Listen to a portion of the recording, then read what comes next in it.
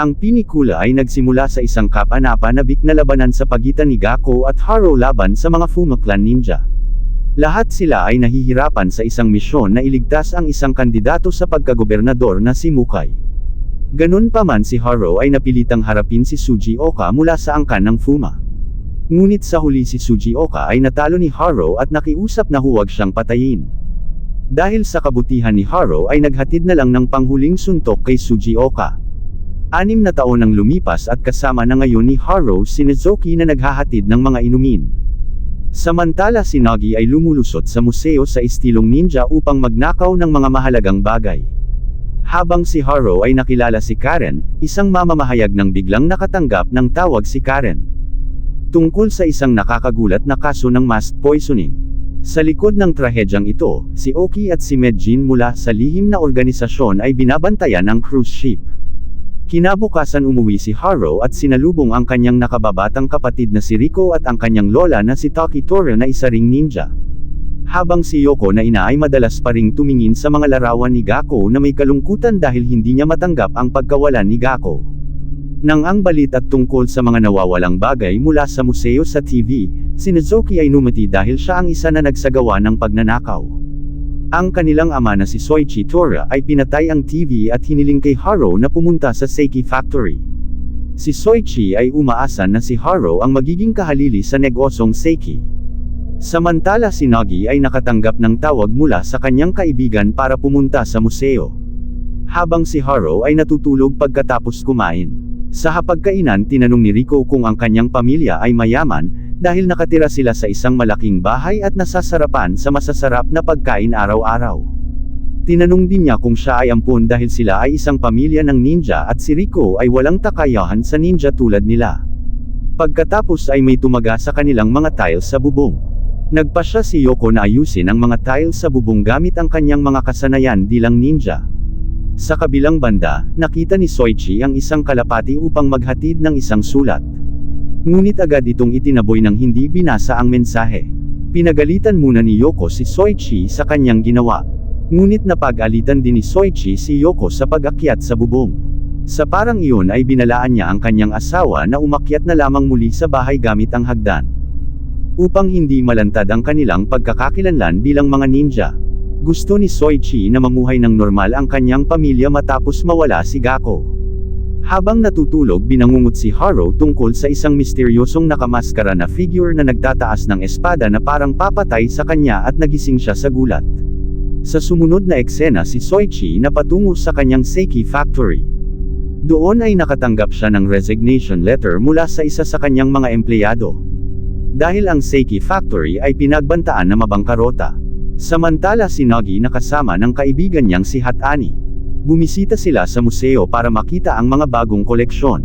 Si Nagi ay tumitingin ng mga bagong bagay sa museo. Ngunit biglang ipinagtapat ni Hatani ang kanyang nararamdaman para kay Nagi. Sa kasamaang palad ay agad na tinanggihan siya ni Nagi. Dahil ang mga regulasyon sa Ninja World ay nagbabawal sa pakikipag-date. Habang pumunta si Yoko sa isang convenience store at ginagamit ang kanyang mga kasanayan sa ninja upang mabilis na magnakaw ng mga bagay. Itinago niya ang mga ninakaw na item sa kanyang mga damit. Noong gabing iyon ay may isang lalaki na nakakita ng wallet na nahulog ng isang babae sa istasyon. Sinubukan ng lalaki na ibalik ang wallet sa may-ari. Lumabas na siya ang natitirang miyembro ng Fuma Clan, ang misteryosong babae ay si Sob. Sa gabi ay pumasok si Nagi sa museo upang magnakaw ng mga bagong bagay. Kinabukasan ay dumating ang mga pulis sa museo, ngunit hindi nag-investiga sa pagnanakaw. Dahil ibabalik ang mga item pagkalipas ng 3 araw ayon sa mensaheng iniwan ng magnanakaw. Matapos magnakaw ay umuwi si Nagi at naalala ang tulong ng kanyang kuya Gakko. Bumili siya ng lubad at nag-upload ng mga larawan ng mga ninakaw na item sa Instagram. Si Haro ay nagtrabaho bilang taga-refill ng mga lata ng inumin sa makina. Nang pasakay na sana si Haro sa kanyang sasakyan. Isang misteryosong na nakamaskara na figure ang naghagi sa kanya ng isang ginamit na lata mula sa itaas. Natigilan si Haro at agad niyang naalala ang panag-init niya. Sa pagkakataong ito, ang misteryosong figure ay agad na naglaho na parang usok. Iniisip pa rin ni Haro ang misteryosong figure na biglang sumulpat. Lamating si Karen at iayain si Haro na lumabas at hiningi ang kanyang cellphone number. Pagkaalis ni Karen, ipinaalala kay Haro ni Medjin ang tungkol sa mga alituntunin ng ninja. Hindi sila maaaring makipag-date at kumain ng karne. Dahil kung matuklasan ni Karen ang kanilang pagkakilanlan, ay handa si Medjin na humanap ng isang karapat-dapat na babae para kay Haro. Ngunit hindi siya pinansin ni Haro at agad na umalis. Kinabukasan ay hiniling ni Soichi na pamahalaan muli ni Haro ang kanyang safety factory. Gayunpaman ay tumanggi si Haro dahil para sa kanya ang safety factory ay isang mukha lamang upang pagtakpan ang mga aksyon ng ninja ng kanyang pamilya. Sa silid ay naalala ni Haro ang trahedya ng away na kinuha ang buhay ng kanyang kapatid. Noong panahong iyon ay nakipag-away si Haro sa mga miyembro ng Fuma clan. Kahit na kaya niyang talunin ang kalaban, sinujitan lamang ni Haro ang mga non-vital parts ng kalaban. Dahil sa kanyang mabuting ugali, habang pinatay ni Gapo ang ilang miyembro ng Fuma clan at nagawa rin ni Soichi na talunin ang isang ninja. Gayunpaman sa hindi inaasahang pagkakataon ay isang miyembro ng Fuma clan na pinakawalan ni Haro. Nasinaktan si Gapo sa likod at saka itinulak si Gapo sa dagat. Sa kasalukuyan naaalala pa ni Haro na binanggit ni Medjin na huwag makipag-ugnayan kay Karen. Kahit na hindi ito pinapansin ni Haro, nagpa siya si Haro na panoorin si Karen mula sa malayo. Gayunpaman ay nagpadala si Karen ang mensahe na hindi sila maaaring magkita noong araw na iyon. Sa ibang lugar si Yoko ay nahuli ni Medjin habang nagnanakaw ng mga goods sa isang mini market. Si Medjin ay binigyan siya ng bagong misyon na kapareho ng sweldo ng 6 na taon ang nakaraan.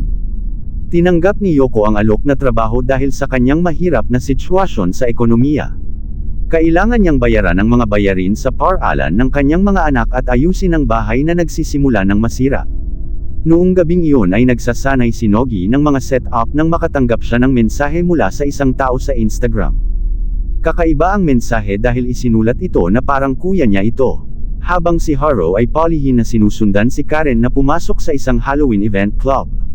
Sa kabilang banda may isang binata ang nakasuot ng maskara na ibinigay ng mga tauhan ng Fuma clan. Inatasan siyang pumatay sa isang mamamahayag na gustong ibunyag ang kaso sa cruise ship. May isang lalaki na nagsabi kay Karen na may salarin sa barko na may katangiang dilaw na bulaklak.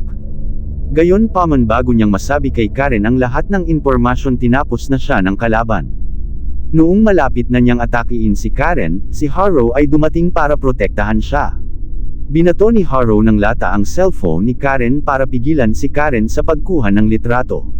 Bagamat nasugatan lamang ni Haro ang braso ng lalaki at nagawa niyang pigilan si Karen na kunan ng larawan ang pangyayari, na nagpapahintulot sa binata na makatakas. Ang mga tao sa bar ay nataranta at tumakbo palabas matapos makakita ng isang patay. Lumabas na ang taong pumatay sa binata, isang taong may puting tela sa braso. Noong gabing iyon ay ipinahayag ni Yoko ang kanyang pagnanasa para magtrabaho dahil kailangan niya ng pera. Samantala ipinagpatuloy ni Haro ang pagkain kasama si Gako. Pagkatapos kumain si Gako ay gustong pumunta sa isang misyon. Ipinaliwanag niya na bilang isang ninja sila ay nakatakdang pumatay ng mga tao. Ngunit sinabi ni Haro na hindi niya magagawa iyon. Sinabi ni Gako kay Haro na dapat magawa niya ang ginawa niya. Gayunpaman nagising si Haro na hingal na napagtantong panaginip lang ito. Pagkatapos binisita si Haro ni Karen, tinanong niya kung nasaan siya kagabi ng 11 p.m. Humingi ng permiso si Karen na kumuha ng kanyang larawan, ngunit tumanggi si Haro. Pagkatapos na sinabi ni Karen na siya ay inatake habang nasa club. Alam ito ni Haro at nagkunwaring hindi alam. Kinabukasan si Medjin ay nasa cultural service kasama ang isang dating miyembro na kilala bilang isang tagapaglinis na si Kuz. Nagpapakita siya ng isang video ng pagkamatay ng pasahero na nahack niya mula sa database ng pulisya. May mga tawag sa telephone na nagtatanong tungkol sa kaso ng club at sa cruise ship. Si Medjin ay nagtalaga kay Haro at Yoko na investigahan ang kaso. Si Yoko ay nagbalat kayo bilang isang empleyado na gumagawa ng tea at kape sa opisina ng kumpanya ng cruise ship upang hanapin ang listahan ng mga pasahero. Gayunpaman ang listahan iyon ay nasira na. Samantala, sinagina sinabi kay Notani na tila may sumusunod sa kanya. Sa kabilang banda, si Soichi ay nagsasagawa ng mga panayam sa mga tao nag-a-apply para sa trabaho. Tinanggap niya ang isa sa mga babaeng empleyado bilang marketing staff na si Mori. Habang si Haro ay nakipagkita kay Karen, ang dalaga ay nagkwento tungkol sa isang taon gustong magbigay ng impormasyon sa kanya na pinatay sa club. Pagkatapos ay hinimbitahan ni Karen si Haro sa kanyang apartment, ngunit ang pinto ay nakaalak. Lihim na ginagamit ni Haro ang kanyang kakayahan sa ninja para buksan ang pinto. Doon ay sinabi ni Karen ang katangian ng taon pumatay. Samantala si Rico na nagtanong tungkol kay Gapo at hindi nagtagal pagkatapos may bisita ang lola na nagsasalita ng sign language kaya nalilito si Rico. Si Haro na nagbigay ng ulat kay Medjin para banggitin ang tungkol sa babaeng pinatay ng parehong killer sa club. Sinasabi ni Medjin na tapos na sana siya, pero kasalanan ni Haro dahil bilang ninja hindi siya makapatay. Pinuntahan ni Medjin si Yoko para magtanong ng impormasyon. Ngunit hindi rin nakapagbigay ng information si Yoko regarding sa cruise ship passenger list dahil sinira ng stack ang papel. Lumipat ang eksena kay Naogi, kung saan natunto ng isa sa mga pulis ang mga bisita sa museo. Naghinala ang isa sa mga pulis na ang salarin ay isang dalaga. Sa gabi nakita ni Haro si Karen at nagbigay ng informasyon si Karen na mayroong isang bagong religiyon na pinamumunuan ni Suji Oka na ang mga kaganapan ay ginaganap isang beses bawat buwan. Pagkatapos ay sinabi ni Karen kay Haro na noong siya ay maliit pa, ang kanyang ama na mamamahayag ay minsan nag-imbestiga sa isang insidente sa cruise ship. Pagkatapos ay namatay siya sa sunog sa hotel. Parehong namatay ang kanyang mga magulang sa insidente. Samantala si Yoko ay pinatingkla ng staff doon, nang biglang may dumating na hindi kilalang tao at pinatay ang staff.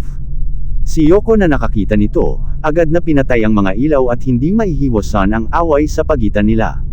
Sa huli ang hindi kilalang lalaki ay makakatakas sa pamamagitan ng pagtalon sa labas ng bintana. Ang eksena pagkatapos ay lumipat kay Nagi na nilapitan ng isang misteryosong ninja na parang si Gakko.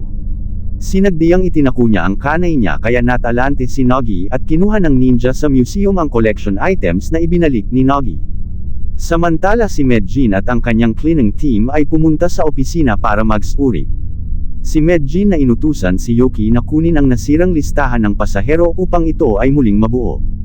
Habang si Nagi hindi niya nasoldan ang ninja at nagpasya siyang umuwi at dumaan sa rooftop. Ang kanyang aksyon ay nakita ni Rico na hindi pa natutulog. Sa kabilang banda si Yoko at Haro ay dumalo sa isang bagong religyosong kaganapan na kasalukuyang trending. Si Suji Oka ang nanguna sa religiyong ito, habang si Nagi ay naalala niya ang nakaraan nila ng kanyang kapatid na lalaki. Noong mga oras na iyon, ipinakita ni Gakko ang kanyang husay sa pantanggal ng kanyang kanay na ikanalito ni Nagi. Dahil ang ninja na naghagis sa kanyang kanay kanina ay eksaktong pag-aari ng kanyang kapatid. Kasabay ng pagpasok ni Rico sa kanyang silid ay humihiling sa kanyang kapatid na turuan siya kung paano maging isang ninja. Hindi nagtagal si Nagi ay nakatanggap ng mensahe mula sa misteryosong ninja na nagpadala sa kanyang larawan ng koleksyon ng museo. At nakipag-usap na palitan ito ng isang scroll. Kinabukasan sina Karen at Haro na nanunod ng mga gabay ng bagong religiyon. Nalito si Karen tungkol sa kung ano ang nagpapaniwala sa kanyang mga tagasunod na maniwala kay Suji Oka. Sa kabilang banda si Soichi nais ni maglagay ng family picture para sa kanyang marketing strategy. Habang nagulat si Haro kay Medjin tungkol sa dilaw na bulaklak. Pagkatapos ay inutusan si Haro na pumasok sa kanyang kwarto at kunin ang bulaklak. Samantala si Yoko ay nitosa na mag-undercover upang makilala si Matsura na sumali sa isang matchmaking app. Nagsimula ito sa pag-uusap ni Yoko tungkol sa paboritong kanta ng judge na naging interesado si Matsura. Kay Yoko at si Yoko ay nakakuha ng impormasyon mula sa kanya. Sa kabilang banda si Soichi ay abala sa Seki production niya. Binisita siya ni Mori na nagsabi sa kanya na magkakaroon ng mga turistang Pranses na gustong i-cover ang production ng Seki. Pumasok si Haro sa gusali kung saan nagtaturo si Suji Oka sa kanyang religiyon. Sa kabilang banda si Nagi ay nakakuha ng mensahe mula sa misteryosong ninja na muling humihingin ang scroll. Kasabay nito dumating ang pulis para i-interrogate si Katani. Sa bahay humingin ang informasyon ang pulis kay Rico. Ipinaliwanag ni Rico na umuwi si Nagi kahapon ng 11 p.m. Sa pamamagitan ng rooftop ng bahay, pabalik sa religious, biglang hinaayla si Karen ni Haro na nagulat nang makita siya doon. Nagpadala si Haro ng video ng babaeng pinatay sa dati niyang apartment. Ang totoong katotohanan ay nabunyag na ang taong kumatay sa babae ay ang pulis. Sa gabi sinabi ni Karen kay Haro na may inilihim si Haro sa kanya, hiniling niya na magsabi siya ng totoo. Sa pag-uwi tinanong muli si Haro tungkol kay Gako at kung buhay pa ba siya. Dahil sa tanong na ito ay naalala ni Haro ang kanyang pagkakamali sa hindi pagtapos sa ninja ng Fuma na nagresulta ng pagkawala ni Gako at pagtahulog sa dagat. Kinabukasan ay palihim na sumugod si Nagi sa secret ong silid upang hanapin ang scroll. Nang pumasok siya sa kwarto ay hindi sinasadyang natapakan niya ang isang bitag.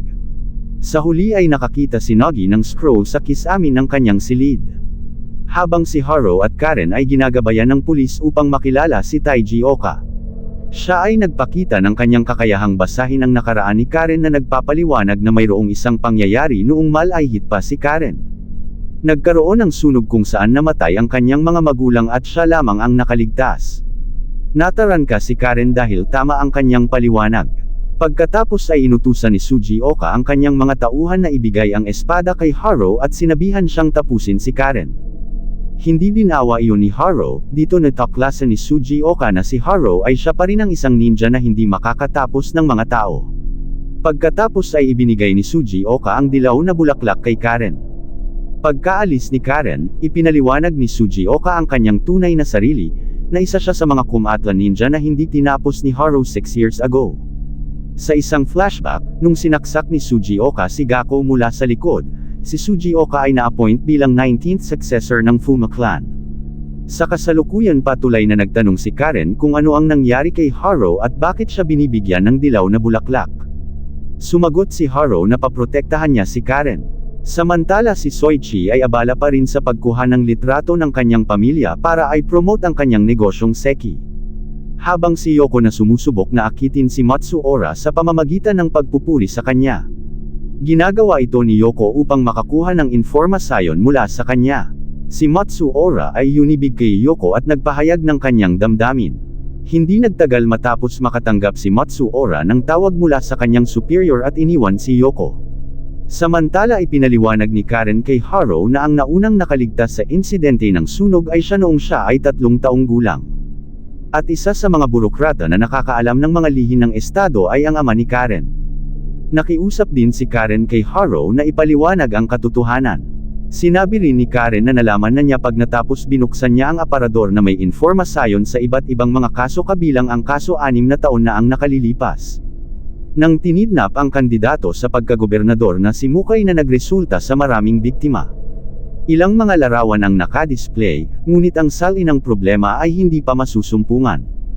Marami rin ang mga larawan ng kanyang pamilya. Si Haro ay nadismaya dahil una niyang naisip na ang pagkikita nila ni Karen ay nagkataon lamang. Ipinaliwanag ni Karen na alam niya na sa club si Haro ang naglintas sa kanya. Patuloy na tinatanong ni Karen kung sino si Haro. Ngunit pinili ni Haro na hindi sagutin si Karen. Sa ibang lugar nagdagumpay si OK na itogma ang papel na naglalaman ng listahan ng pasahero ng cruise ship. Pagkatapos ay nakatanggap si Medjin ng tawag mula kay Soichi na galit. Dahil nagbigay ng mission si Medjin sa kanyang pamilya na wala ang kanyang pahintulot. Ipinaliwanag ni Medjin na si Soichi ay hindi kailanman mamuhay ng normal. Si Nagi na gusto ibigay ang scroll sa misteryosong ninja na nakilala niya. Naisip ni Nagi na ang misteryosong ninja ay malamang na Kuya Gako niya. Kaya nag-message siya, pagkatapos ibigay ang scroll, gusto ni Nagi na umuwi si Gako. Agad na sumugod si Nagi upang makipagkita sa ninja. Nang hindi niya nalalaman ng isa sa mga polis ay nanunod sa mga galaw ni Nagi. Habang si Medjin ay nakipagkita kay Haro, sinabi sa kanya na ang angkan ng Fuma ay lumitao na si Soichi Oka na namumuno sa angkan. Samantala si Karen ay naghahanda ng lahat ng mga artikulo at ebidensya ng dilaw na bulaklak na inilagay niya sa kanyang bag para ibigay sa kanyang amo. Habang si Nagi na sinusundan pa rin ang isa sa mga polis na naghahanap sa kanya. Nang tingnan siya ng polis ay mali pala siya, dahil si Nagi ay nakasakay na sa bus. Habang si Yoko ay nasa kanyang mission pa rin na sundan si Matsura. Nagpadala ng mensahe si Yoko at sinubukan ipadala ang lokasyon kay Oki. Ngunit sa kasamaang palad ay naubos ang baterya ng kanyang cellphone.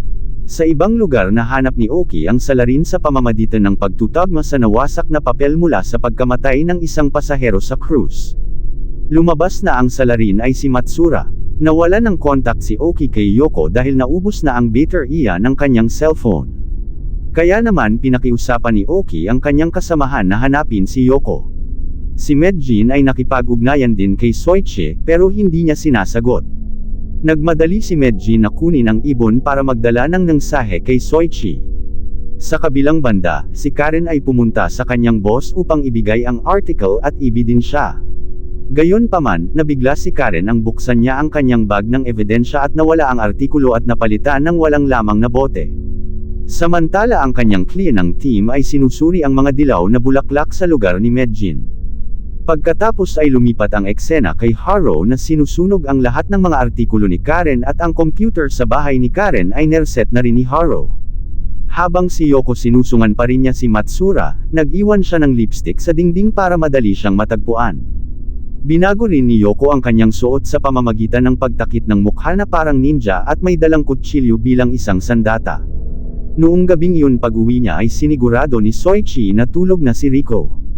Sa kabilang banda, si Nagi na dumating sa isang lokasyon ng pabrika ay nakakatugon sa misteryosong ninja. Ipinagpalit niya ang scroll sa mga items. Tinanggal ni Nagi ang kanyang mask, dahil akala niya na ang ninja na ito ay si Gakko. Ngunit na inalis ng ninja ang kanyang mask. Nagulat siya dahil hindi ito si Gakko, kundi si Ayama na mula sa Fuma Clan. Habang sinundan pa rin ni Yoko si Matsura papasok ng factory. Natarant siya kasi nandoon si Nagi, at ang factory ay puno ng mga Fuma Clan ninja na pinamumunuan ni Matsura. Nagulat si Matsura sa nakita niya na ang taong nagustuhan niya na si Yoko ay isa ding ninja. Samantala may isa sa mga polis na nagmonitor sa mga kilos ng ninja. Sa gitna ng laban ay tinambo ni Yoko ang drum na may lamang na gasolina. At saka gumava ng sparks gamit ang kanyang espada na lumikha ng apoy sa paligid ni Nagi. Upang ang mga ninja mula sa Fuma Clan ay mahirapang salakain si Nagi na walang malay. Samantala si Soichi ay nakatanggap ng mensahe mula kay Medjin, patungkol sa kinaroroonan ng Fuma Clan at ang kanyang pamilya. Kaya agad sumugon si Soichi para kunin ang kanyang mga lumang damit na ninja sa secret room. Nang ma-corner si Yoko ay dumating si Soichi para iligtas sila at tinapos ang buong Fuma Clan ninjas. Matapos ang laban ay sinubukang tumakas ng isa sa mga polis, ngunit agad na nahuli siya ni Oki at ng cleaning team. Pagkatapos nito ay agad na umalisan na Soichi sa lugar. Samantala sa lugar ni Soichi Oka ay nilinis nila ang gusali kung saan matatagpuan ang kanyang heretical religion. Sa kabilang lugar si Karen sa istasyon ng tren ay biglang tinulak ng isang matandang babae at muntik nang mabangan ang dumaang tren. Buti na lang at nandoon si Haro at mabilis na kinuha si Karen. Tinanong din ni Karen si Haro kung saan ang lahat ng artikulo at mga dilaw na bulaklak. Sinagot ni Haro si Karen na kinailangan na niyang umalis kaagad sa lugar na ito dahil hindi naligtas. Nakiusap si Karen kay Haro na sabihin sa kanya ang lahat. Sa kabilang banda pauwi na sina Soichi at ang kanyang pamilya, habang dumadaan sila sa lagusan. Nakaharap nila ang isang miyembro ng Fuma Clan na gustong magbigay sa kanila ng isang mensahe mula kay Suji Oka. Ang kanilang pamilya ay nangangailangan ng paglilinaw tungkol sa kahulugan ng mensahe. Ngunit sinabi ng tao na dapat nilang tanungin ang kanilang anak na malaman kung ano ang ibig niyang sabihin. Samantala sa bahay si Riko Nepolihin na nagbukas ng isang lihin na silid na may maraming gamit pang ninja. Si Soichi at ang kanyang pamilya sa wakas ay nakarating na sa bahay. Naggulat sila nang makat ang dinala ni Haro si Karen sa kanilang bahay. Tinanong ni Soichi si Haro kung bakit siya naglakas loob na magdala ng estranghero sa kanilang bahay. Sumagot si Haro na napilitan siyang kunin si Karen dahil gusto ng Fuma Clan makuha si Karen. Sabay dumating si Nam Agent at Oki, sa gusto o hindi, kailangan nilang itago ang presensya ni Karen sa ilalim ng mesa. Ipinaliwanag ni Oki ang tungkol sa heretical religious sect. Lumalabas na isang maskara lamang para sa Fuma Clan para mag-recruit ng membro. Habang nagpapaliwanag, nahulog ni Oki ang kanyang pen, natahimik ang lahat ng yumoko siya para kunin ang pen. Pero buti na lang at hindi nahuli si Karen. Ipinaliwanag din ng agent at Oki na ang dilaw na bulaklak na kanilang napagmasdan kahapon ay naglalaman ng substance na maaaring ituring na lason. Dahil ito ay maaaring makasir sa nerves at naglalaman ng mga neurotoxin. Habang ipinaliwanag ng lola kay Rico na ang kanilang pamilya ay isang pamilya ng ninja. Samantalang nagsagawa ng seremonya si Sugioka sa pamamagitan ng pamimigay ng mga tasa sa lahat ng kanyang mga tagasunod. Ang ilan sa mga tasa ay napunod ng lason mula sa mga dilaw na bulaklak. Kaya ang ilan sa kanila ay agad na namatay mula sa pagkalason. Para sa mga nakaligtas, sila ay itinuturing ng mga piling taon na karapat-dapat na maging miyembro ng Fuma Clan. Samantalang si Mijin ay napagpasyahan na ang mastermind sa likod ng pagkamatay ng taong biglang nalasan ay resulta ng mga aksyon ni Sugioka.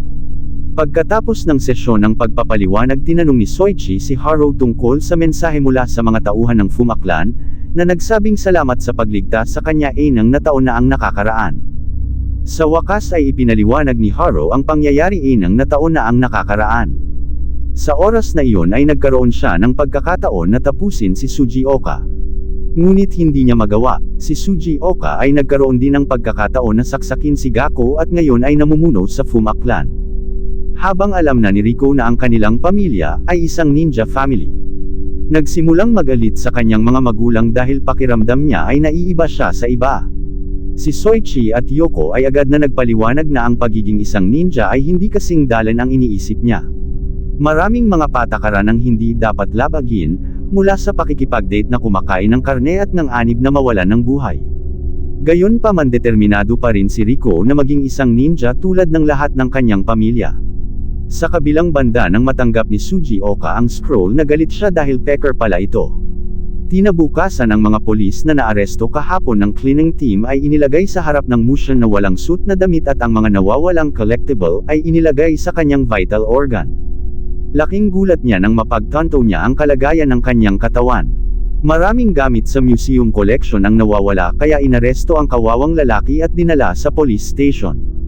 Nang gabing iyon, pumunta si Karen sa kwarto ni Haro. Nakaramdam ng dinhawa si Karen dahil sinabi ni Haro sa kanya ang lahat ng sekreto. Tinanong din ni Karen kung ano ang bawal sa ninja.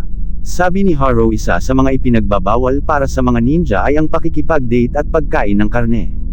Ngunit napagtanto ni Karen na inaya siya ni Haro sa isang date at kumain ng karne ng ilang beses.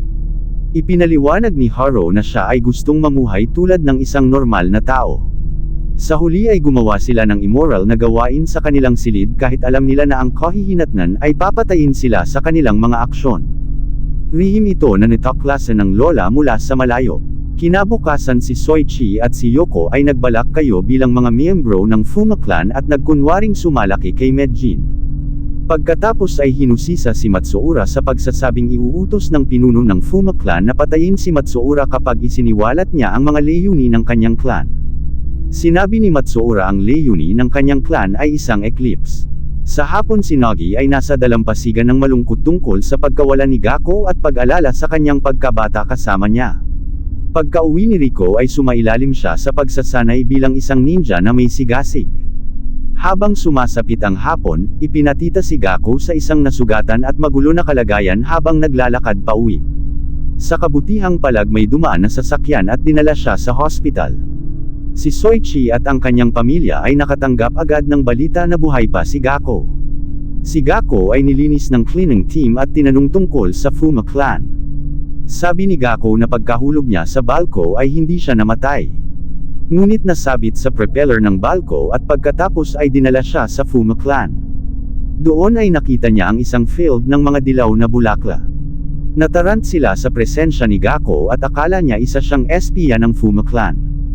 Dinala ni Mijin si Gakko sa bahay, tuwang-tuwa ang lahat ng miyembro ng pamilya dahil buhay pa si Gakko. Sa kasalukuyan, ang kanang paa ni Gakko ay may kapansanan kaya napilitan siya gumamit ng prosthetic na binti.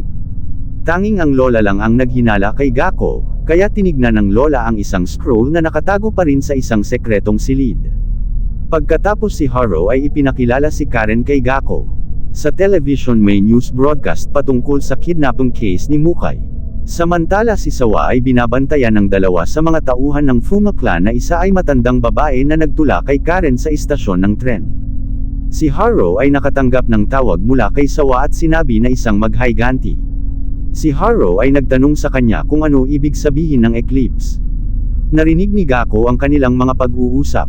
Sinabi ng lola sa lahat na meron isang trident sa bahay nila. Sa training room, inimbitahan ni Gakko si Haro na makipagkompetensya. Naiiyak lang si Haro para kay Gakko dahil hindi niya tinapos si Sugioka, kaya sinaksak si Gakko. Kinabukasang inutusan ni Meijin si Oki na maglagay ng mga device sa bahay ni Soichi para mabantayan si Gakko. Ipinaliwanag ni Meijin na ang Eclipse ay isang termino sa Fuma clan, na ang layunin ay mass murder. Si Soichi at si Yoko ay nanestino sa Fuma clan headquarters. Pagdating nila nagulat sila dahil walang dilaw na bulaklak. Naalala rin ni Yoko na may nadaanan silang truck na malamang na may dalang dilaw na bulaklak. Habang papunta si Haro para kunin ang kanyang uniform ng ninja. Samantala narinig ni Oki ang pag-uusap ni Karen at Haro. Noong gabing iyon ay tinignan ni Gakko ang sekretong silid dahil gusto niyang kunin ang scroll. Ngunit wala na ang scroll dahil kinuha na ito ng lola. Habang si Haro na paulihin na pumasok sa bahay ng isa sa mga miyembro ng Fuma clan. May nakita siyang papel na naglalaman ng patungkol sa Eclipse. Pagkatapos ay nakipag-ugnayan si Haro kay Sawa para makipagkita sa kanya. Sa ibang lugar si Soichi at si Yoko ay sumusunod sa isang truck na may dalang mga bulaklak. Samantala si Nagi na hindi pa natutulog ay narinig si Gakko na lumabas ng bahay kaya sinundan siya ni Nagi. Si Gakko ay ipinakita na nakikipagkita kay Sawa at ang away sa pagitan nila ay nagsisimula. Sila sa huli kinailangang patayin siya ni Gakko. Mula sa malayo nakita na ni Nagi ang lahat ng mga kilos ni Gakko. Sa isang flashback nang mahulog si Gakko sa dagat at sumabit sa propeller ng barko. Nang mabawi niya ang kamalayan nakita niya na ang kanyang naparalisa na binti. Biglang sumulpat si Sugioka para batiin si Gakko sa kanyang pagkaligtas. Sinubukan ni Gakko na tumakas ngunit paglabas niya ng tent nagulat siya nang makita ang lahat ng nasa harap niya ay miyembro ng Fuma clan. Sabi ni Sugioka kay Gakko na bumalik at magpahinga. Ngunit noong gabing yun kahit malakas ang ulan ay sinubukan pa rin ni Gakko na tumakas sa lugar na iyon. Gamit ang isang patat dahil hirap na hirap siyang makatakas dala ang kanyang paralisadong kondisyon. Naisipan ni Gakko na magpakamatay, ngunit natigil ang kilos ni Gakko nang magpatita si Sugioka. Agad na nakiusap si Gakko kay Sugioka na patahin siya. Hindi pinansin ni Sugioka ang kahilingan ni Gakko. Sa halip ay dinala siya sa lidinga ng isang babae na pinatay ni Gakko sa utos ng BNM. Si Gakko ay pinaliwanag din niya na ginagawa lang niya ang kanyang mga tungkulin. Sinabi ni Sugioka ang pagkakamali ng babae ay umibig lang, pero pinatay siya dahil sa istendalo sa politika. Akala ni Sugioka ay ginamit ng mga pinuno ang ninja para pagsilbihan sila kaya nagrebelde ang Fuma. Si Gakko ay namuhay ng normal kasama ang Fuma clan. Isang araw sinubukan ni Ayama na gamitin ang cone ni Gakko. Hunihingin din siya ng paumanhin kay Gakko sa pagkuha ng kanyang mga gamit na walang pahintulot. Sabi ni Gakko kung gusto ni Ayama ang kanay ay maaari niyang kunin. Alam ni Ayama ito ay isang namamana na bagay sa pamilya ni Gakko, ngunit ito ayaw na ni Gakko. Sa gabing nagdaos silang lahat ng espesyal na seremonya. Makikita na inirang ni Sugioka si Gakko bilang kanyang deputy, na naggamit sa kanya ng palayaw na The Crow mula sa Fuma clan. Tapos gumawa sila ng blood oath bilang tanda ng katapatan. Sa kasalukuyan, tinatawagan ni Haro si Sawang pero hindi na siya sumagot dahil patay na ito.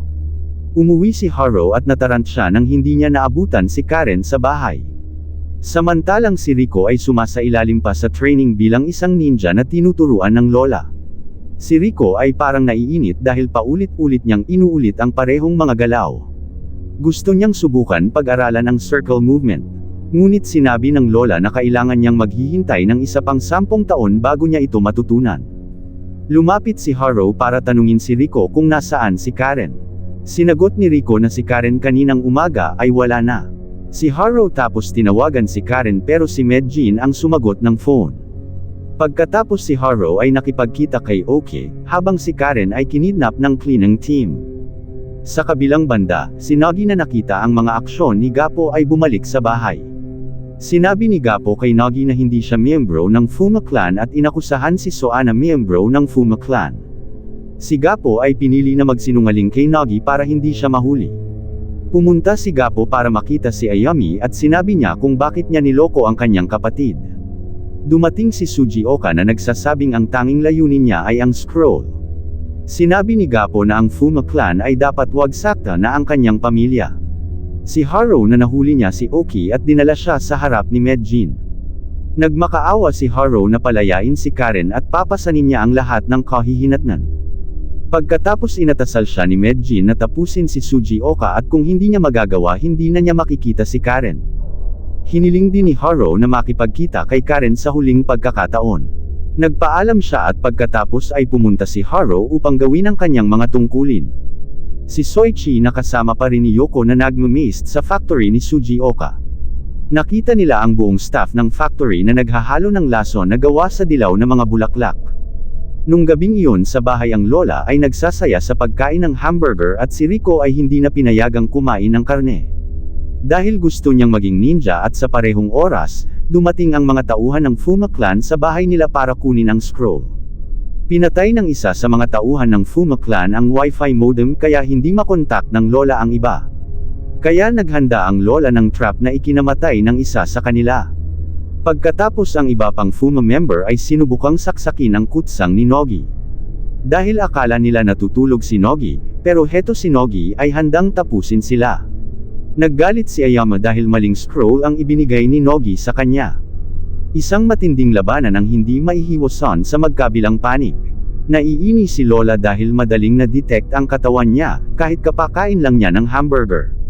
Nagpa siya ang Lola na gumamit ng smoke bomb at tumakas mula sa kanila. Nang biglang dumating si Gako para pigilan si Ayama na tapusin sila. Para sa kanilang kaligtasan, iniling ni Gako na ibigay sa kanila ang scroll. Hindi nagtagal nakauwi si Haro at nakitang magulo ang bahay tinanong niya kung ano ang nangyari. Samantalang sa ibang lugar ay pinakiusapan si Karen na kalimutan ang lahat ng mga pangyayaring nakita niya. Lalo na tungkol sa pamilya ni Haro, bago palayain si Karen binalaan niya ang dalaga na huwag munang umuwi. Dahil hinahabol pa siya ng Fuma clan.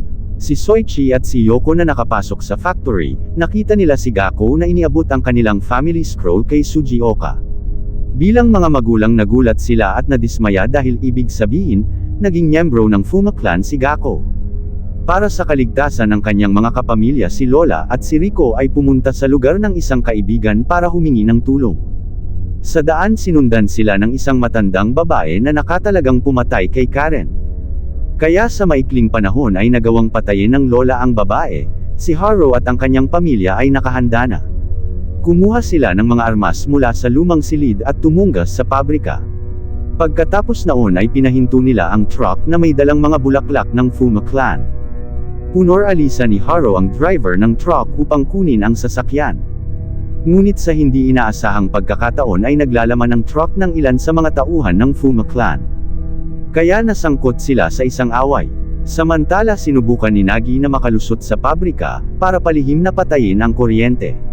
Doon sa kapinasok ni Nagi ang pabrika para tingnan ang carton na naglalaman ng dilaw na pulbos ng bulaklak. Sabay na na-discover ng mga miyembro ng Fuma clan ang kanyang mga kilos. Noong gusto nilang salakain si Nagi, si Haro at ang kanyang pamilya ay biglang